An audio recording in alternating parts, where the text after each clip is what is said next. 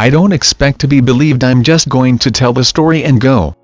19, male, Arizona. When I was young I had to live with my dad in a caravan park in the desert at the edge of some dirt poor hick towns. Sadly related the people there were basically 100% white trash burnouts, the most depressing kind of environment for a kid to grow up in. Dad was alright, he drank but wasn't angry, worked a lot and didn't really care what I did. He was a demolition worker and would sometimes be gone for days at a time. During these times I would stay in this one van with a family of 3 who we were pretty close to. There was the dad, John, and the 2 sons, one my age, Michael, and one a year younger, who, no shit, was called Dog. Now even in that setting Dog was a weird name. Like there were literally people with the name Cletus there, and even they laughed at the name Dog. But the family was really nice nonetheless. I hardly saw the dad because he worked and drank like my own father, so it was usually me, Michael and Dog mucking around at the caravan camp doing whatever we liked. Michael and Dog were nice kids, but I'd had a little bit of education having spent a few years with my mom in the city, and by comparison these kids were pretty simple. Their idea of fun was catching lizards and mashing them up with sticks. Which was a good way to kill time, though. They also had a PS1 with some games, but it always glitched out. The main thing I remember about hanging around them was the smell of their caravan in the heat. This really rancid stench would build up as we played PlayStation or mashed lizards or whatever. The hotter the day the worse it was. So one day I asked them what the smell is all about, and they said they'd show me. So they take me into the back section of the caravan, which is cordoned off from the rest by one of those sparkly bead curtains, and that's how I found out their dad was into taxidermy. There were buckets of roadkill and his taxidermy handiwork lined the walls. The windows had been fully taped over with black duct tape, and it was actually bubbling in the heat, leaking this thick plastic-type smell that mixed in with the smell of meat. I saw most of the taxidermied animals were lizards and realized why they were all about killing lizards. I was creeped out, but after a time I didn't notice the stench so bad and became interested in how well crafted the animals were. The sculptures all had real craftsmanship and talent, or so I thought as a kid. In retrospect they were pretty crude. So I'm admiring the taxidermy when the door slams shut, and I almost shit myself when John is standing over me, staring hard at me and his kids. But then he just bursts out smiling and acting like a giddy child eager to know what I think. He seemed so happy when I said I liked it.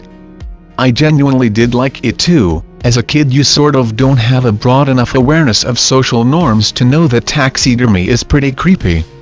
Another thing I didn't notice at the time was that even though he was incredibly nice and warm to his sons, they both acted totally submissive and treated his every word as an order.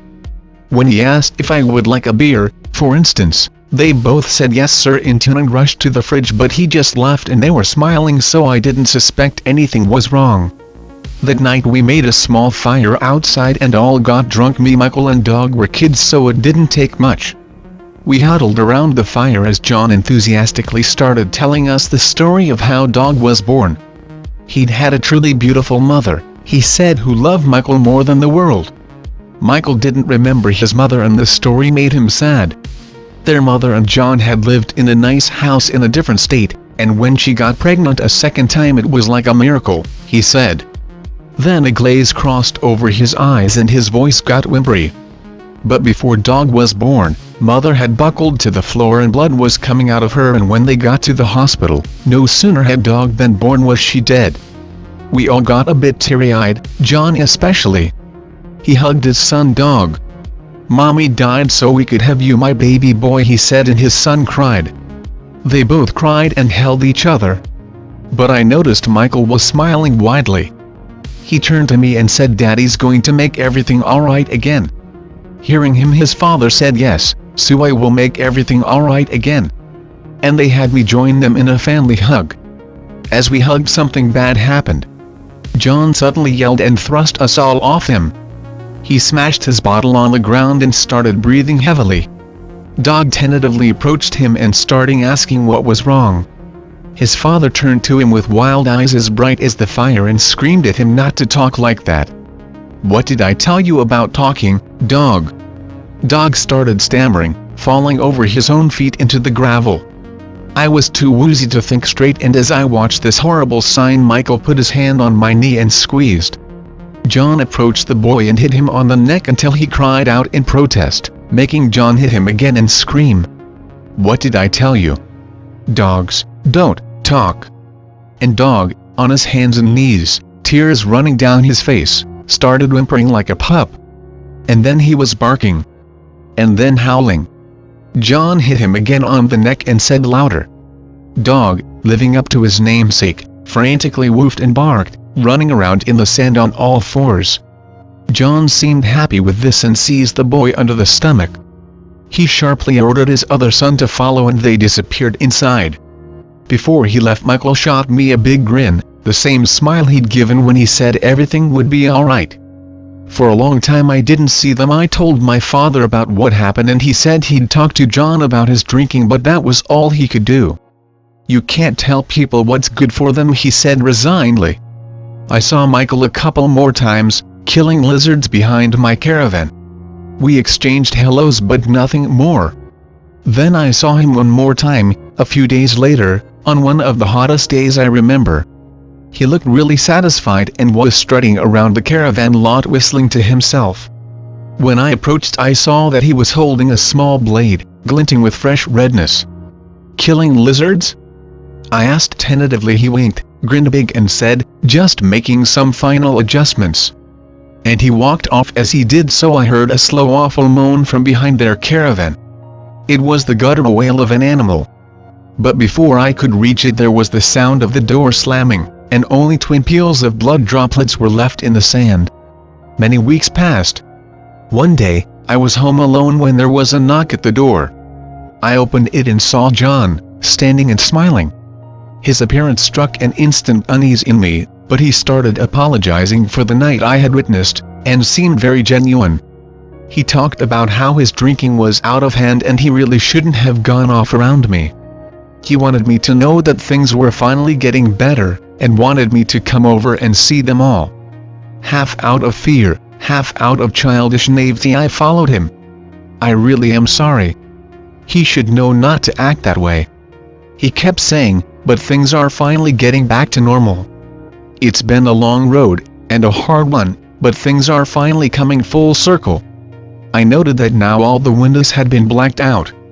He opened the door and shut it behind me. Inside it smelled worse than ever.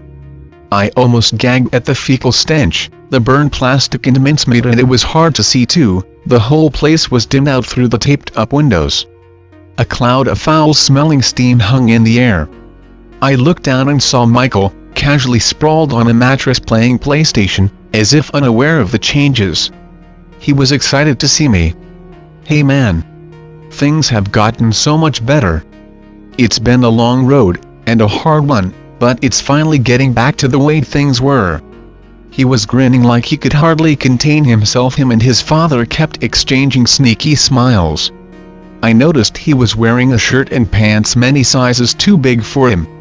"Who's up for a beer?" he announced. His dad jokingly responded, "Yes sir, man of the house," and bent down to get some cans out. Michael shot me a look like we were both in on a big joke. I tried to ignore the noises coming from behind the bead curtain, but he sensed it on me and said, "Wait till you see it. Our brand new dog." Michael passed through the curtain in few steps. I felt John press a cold beer into my hand and his palm against my back, pushing me through the beads and into the taxidermy room. The smell was all-pervading. Bowls of meats lay around the floor, some visibly glistening with maggots.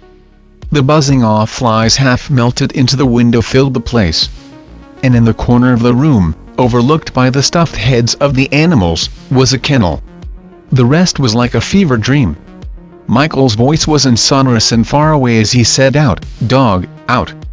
John stood in the corner, pride swelling in his face. And then it was shuffling out of its kennel, one paw after the next. The brand new dog. It was John's best work by far. The unsteady, wobbling walk was achieved through 2 cuts to the wrists and ankles, very small. I remember the blade and the droplets in the sand. His hands and feet dragged pathetically behind him as he lurched forward. A diagram of wires covered the body performing functions I could only guess at. The back was bent into the curved shape of a dog, and the head jutted forward from a neck enmeshed in chicken wire and wounds. But the face was the masterpiece. The jaws had been stretched out in a contraption looking like a mouthguard, that sturdied itself with thick pylons in the gums, split down the middle so the entire tongue was permanently flapping out, dripping. The nose had been, it seemed, flattened into shape, and the open nasal cavities were thickly coated with wetness. The ears, dragged back towards the shoulders with chicken wire, were now long and pointed, stretching the whole head into a brand new shape. The only thing that remained untouched were Dog's terrified eyes, from which I saw were bleeding streams of tears. "Good boy," Michael was saying, kneeling to Dog's level, "that's a good dog." Then he struck it on the back so that it buckled over. "Stop that," he ordered, "dogs don't cry." Well trained, Dog let out a series of woeful howls. Michael, pleased, pushed a bowl towards him, and Dog, eyes unblinking, eagerly dipped his face straight into it and lapped it up. Michael and John stood side by side, the father with his hand on his son's shoulder. "You did great, son," John said, "everything's almost alright again. Everything will be back to normal now." Michael nodded. "Now son, it's time to put down the dog." John gingerly helped his son grip the rifle steady, helping his fingers around the grip and the trigger. I couldn't move. Not even a foot away from me Dog was lapping up slop, his extended snout dripping with rotten meat. I could feel the heat of his body, I was so close. Michael steadied himself with the big gun, obviously not used to its weight. He stumbled back once, his father gently helped him back up. I couldn't feel my own body anymore. Only the smell, the heat, the dog. That's it, John was saying, helping his son to aim. "Dog," Michael clicked, "come here boy." With horrible slowness Dog turned on his spindle legs toward his brother. As Michael crooned good boy, the most awful sound emanated from somewhere inside the dog's throat, the gurgled sound of attempts at human speech in between half-formed barks and whimpers. As the blast exploded through the air I passed out. When I came to, the gunpowder smell was still heavy in the air. I groggily took in the scene, a lumpen mess on the floor that had once been Dog, John, beaming at it, and Michael looking for once strangely serious, as if something had occurred to him just too late. As I slowly began twitching my fingers, urging any sort of movement out of my deadened body, John placed a hand on his son's shoulder and said, "It's finally over, son. It's back to the way things were." For a moment, Michael looked at him, confused. Then he suddenly struck his hand hard with the butt of the gun against the wall. There was an audible crunch. My leg twitched. John looked genuinely hurt and went to grab the gun off his boy, but he yanked it out of reach. "Son, what are you?" "Stop that," Michael screamed, "don't do that." I began to inch across the floor, pushing my dead-weight body with weak leg thrusts. John lurched forward forcefully, "Give it to me, you little cunt." There was a second blast and John fell to the ground, screaming and hollering. Thick black smoke and a new, richer texture to the flesh smell wafted out. His whole foot was gone. Wasting no time, Michael leapt upon him on all fours, brandishing the little blade from earlier. John was crying and yelling as I pushed myself out of the doorway. Working fast, Michael carved through the Achilles tendon in his left ankle, which loosened with a slight pop. John screamed again. I pushed through the jangly bead curtain. There was the sound of wrestling in the room, and more screaming. "Son, for fuck's sake, stop this." As I hobbled, half paralyzed, onto my knees and opened the door, I heard for the last time, "Stop that. Dogs don't talk." The caravan was gone within days. My father didn't know what to believe when I tried telling him the story. I was delirious from shock and had to be taken to hospital. When my mother found out about the nights spent at hospital, she flew in to take me back. I spent the next 7 years systematically forgetting certain things about my time with my father. I managed to pick up at school after a long time spent as a suspected mute or something. Even made friends, eventually. I received little correspondence from my father. He remains at the same caravan park to this day. One day I got a call from him saying a young man had been by, asking for me. He was sad to hear I no longer live there. He asked to leave a message, which goes as follows. Dear Anon, it's been 15 dog years since we last met, but just wanted to let you know the old bitch is still kicking. I've made some big improvements since you last saw her. Hope everything's alright with you too. I never heard of him again.